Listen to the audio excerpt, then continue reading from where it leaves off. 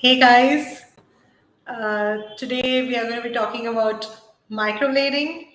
It's become one of the most popular services in the beauty industry nowadays, but there are also a lot of confusions about what microblading is all about. So we're going to discuss a little bit in detail about this very popular procedure. So microblading is basically a process where we are depositing pigment inside the skin manually. It is one of the oldest methods of permanent makeup. Manually, as in there is no machine involved. It's a manual technique where we are using a holder and a blade and depositing the pigment inside the skin. So it is named microblading because of the microblade used during this process. This microblade has several pins. Pins are like, tiny little needles that form a blade. The number of pins can range from 7 all the way to 24, and the diameter can range from 0.18 millimeters to 0.30 millimeters. Nowadays, we get even thinner pins than 0.18. We get 0.1516 also. So they're very, very thin pins, very narrow and sharp pins. And there is an arrangement, as in the shape in which the pins are arranged. There can be a slanted shape, which is known as a CF, a curved flag. There can be a U shape, V shape, etc. So basically, it looks something like this. So this is a slant, a CF shape. And if you see, there are several pins which are arranged in a particular pattern. Similarly, these pins, so this is something like this, a sort of slanted pattern where there is one pin at the end, which is straight, and then there are multiple pins which go around, which are smaller and smaller in length. And then there is a U-shaped pin, a U-shaped one where on both the sides the pins are smaller in size, and as they come towards the center, it is a longer length of pin. So this is what a microblade looks like. A microblade has several pins, and it's not like a simple blade because it can, so that it can hold the pigment in between the blades. Like how we have a paintbrush. So a paintbrush is not like a sponge or like a piece of cloth. So in a paintbrush, between the bristles of the brush, the paint will be held. So in case of microblades, the pins have the pigment holding in between them, so that when you make those tiny little cuts in the skin, the pigment gets deposited in the skin through through the pigment that is held by the pins. So that's what a microblade is all about. Now, there are three important parts to microblading. There is shaping and mapping. So even if you are very expert at the process of microblading, but you don't know the proper method of creating a proper eyebrow shape based on the face shape, then it will not be helpful. If you can do the shape well, but you don't know how to deposit the pigment, that is a problem.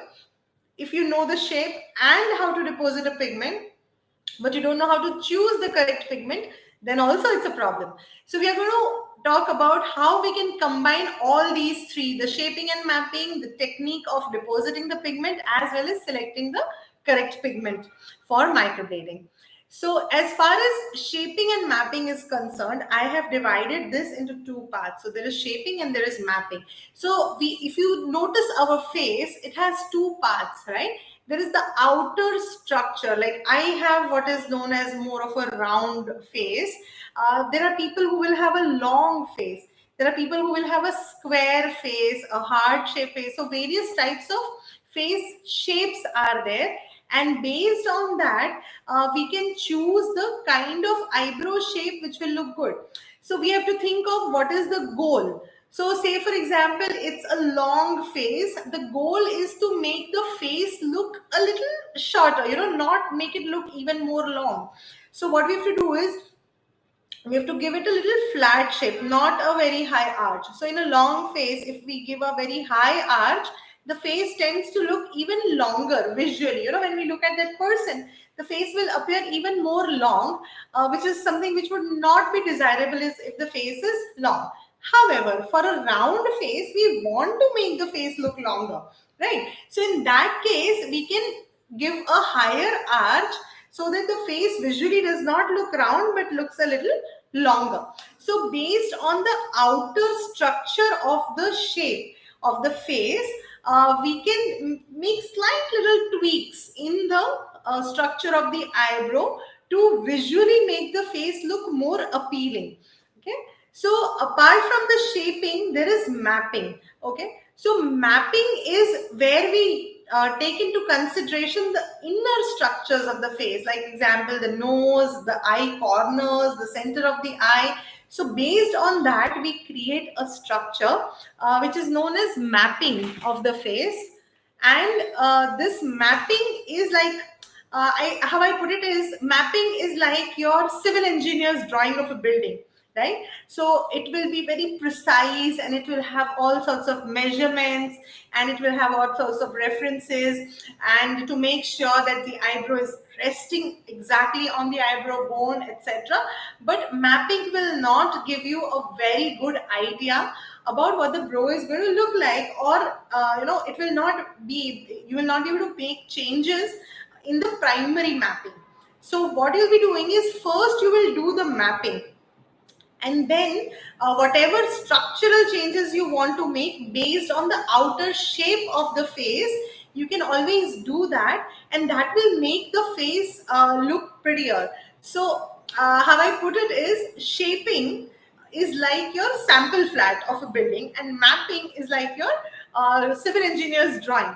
So mapping will give the professional an idea about how to go about doing the procedure. Shaping will give your client an idea about what the eyebrow is going to look like. Okay, so after you've done the shaping and mapping, you would also have to understand the correct technique of doing the procedure, and also selection of the correct pigment. So now pigment is essentially a color. It's a little different from ink. Ink is primarily a solution, and pigment is more of a suspension. So pigment used for microblading, and once again pigment used for other permanent makeup techniques where we use machines, are different types of pigments. Okay, so for microblading we use more of a creamy or thick paste like pigment, so that the blade can hold the pigment well. So if you dip the blade in the pigment, it will not just drip off from the blade, it will stick to the pigment, it will stick to the blade till the time you make those strokes. Whereas the pigments that we use along with a machine are more liquid in nature. The depth of the deposition of the pigment is upper dermis to mid dermis. We don't go very deep into the skin. If we go very deep into the skin, the pigment will spread, and it will also appear grayish or greenish in color when it heals. So it will not look very pleasant or very natural. If you want the pigment to retain its natural color even once it is inside the skin, you have to ensure that you have placed it at the correct depth and at the correct angle. If you place it in too much of a slanted way, then also it's going to look like a shadow when you see it from the skin above. The darkness here and the darkness here will not be the same. But if you deposit it absolutely vertically, that is how it's supposed to be, then the darkness will appear the same throughout. So the angle and depth of direction are very important in order to ensure that the pigment appears in its correct color even after it is inside the skin. If it is inserted too superficial, earlier we talked about what if it goes too deep. If it goes too deep, it is going to appear a little grayish or greenish in color. If it is too superficial, it is just going to shed off within a few days, and it is going to be only in the epidermis. It is going to be upper dermis, and if it is too deep, it will become gray in color. Now, as far as the pigment selection is concerned, we have to take two things into account here. One is the skin color. Skin color in terms of light skin or dark skin. So, like if we talk about Europeans who have very light skin, will need a sort of different pigment. And in Europeans also, you have to consider the color of, say, the iris or the hair color, because we have to match the color of the hair in order to make sure that it looks natural. And so as we go towards darker skin type, we have to choose slightly different color. So apart from the skin color, we also have to consider the undertone of the skin tone. So the undertone of the skin and the the skin tone, as in the darkness and lightness, both are very different from each other. So the undertone can be cool undertone, neutral undertone, or warm undertone. So each brown in this entire world is made up of three colors, that is red, yellow, and blue.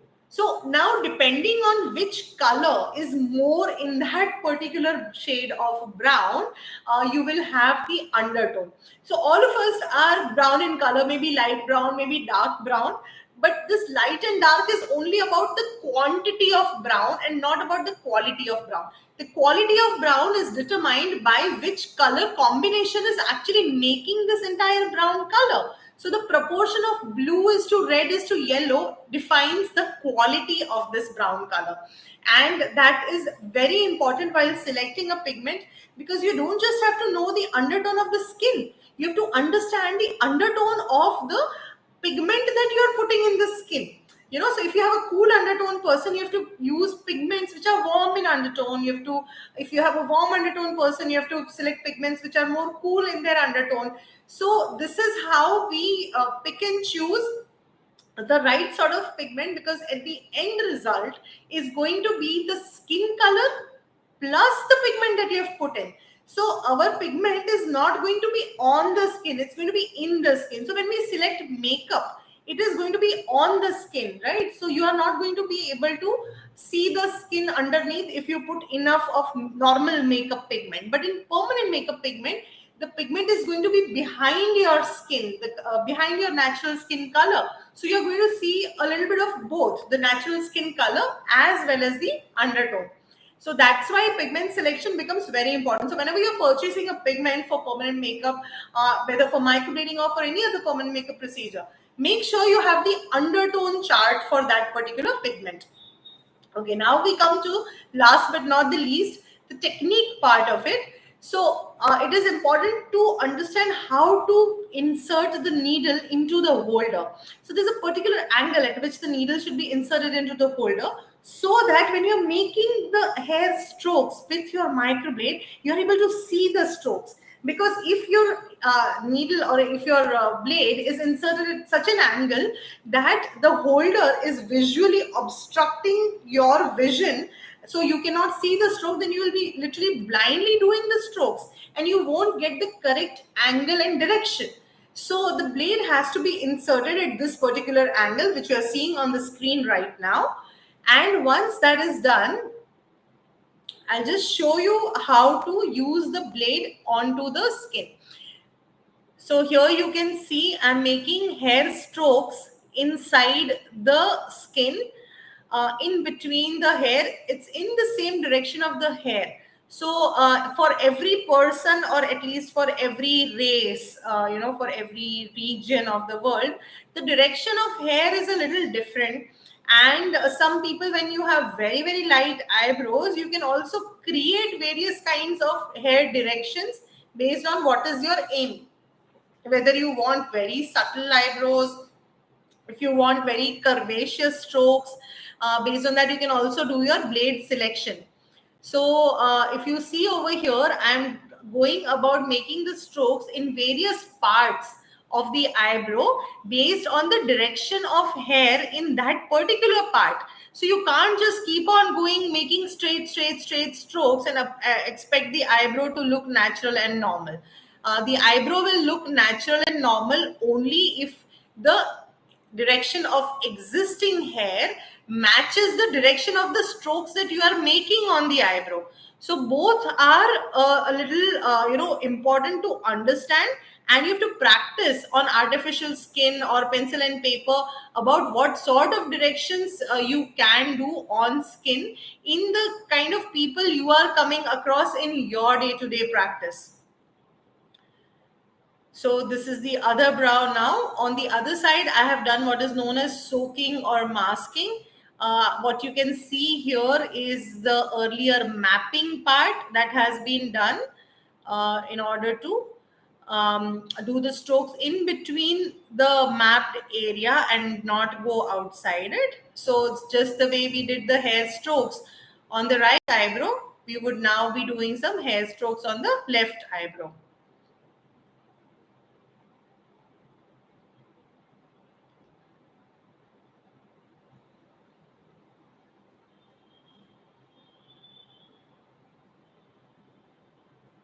So I'm going to be starting my hair strokes from the head end of the eyebrow, which is the medial most part of the brow.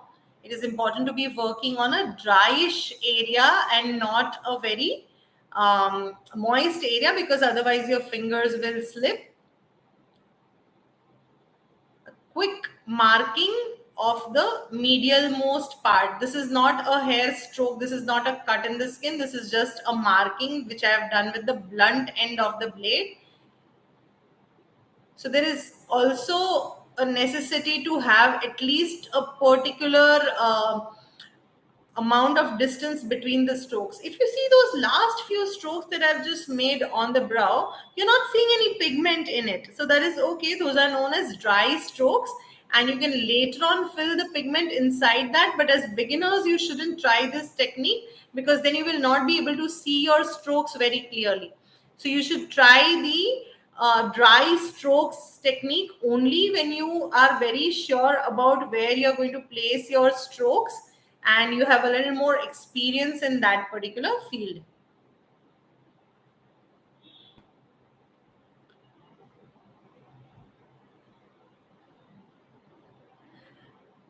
So that's the technique shown to you on video live, not live, but yeah, it's done by me. And remember that what you're going to do will be visible on your client's face for the next several years. So make sure you practice, practice, practice, practice a lot before you actually start working on human skin. Understand the hair directions very properly, and the correct depth and angle of placement, because once you start doing things in the wrong way, it becomes a little difficult to unlearn and then relearn. So make sure that you go about it stepwise. Don't just randomly pick up some random pigment from the internet and random blade configuration you're not sure of the thickness and everything, and just start doing it on a person, because once it goes wrong, it becomes very, very difficult to remove. And a lot of doctors especially start doing microblading thinking that, oh, this is not going to be very difficult, but it's as much of an art as it is a science. So make sure that you spend a lot of time in understanding the correct technique and practicing a lot, because you are going to be doing this on someone's face where it's going to be there for several years to come. And here the cost of material is not very high, it's very minimal. What is most important is the skill. Like when I go to say a hair salon, it's not about how expensive or how fancy the pair of scissors of my hairstylist is. It's more about the skill of the hairstylist. So here also in permanent makeup, it's the skill of the artist that matters. It's your skill that is going to matter when you're doing a permanent makeup procedure. So make sure that you have invested enough time in developing that particular skill. And of course, it is necessary to use good quality of pigments and good quality of blade and holder, but it is more important to have a good quality of skill. So make sure that your clients are happy and satisfied with your services. And last but not the least, although microblading is an extremely popular procedure, it is not the best procedure for permanent eyebrow makeup. In some of the next webinars, we will be discussing about which are the best possible procedures for microblading and PMU in this current day and age. And microblading does have its downside. So there are other permanent makeup procedures which are actually even better. So that's it for today. Thank you so much. And I hope to see you again soon.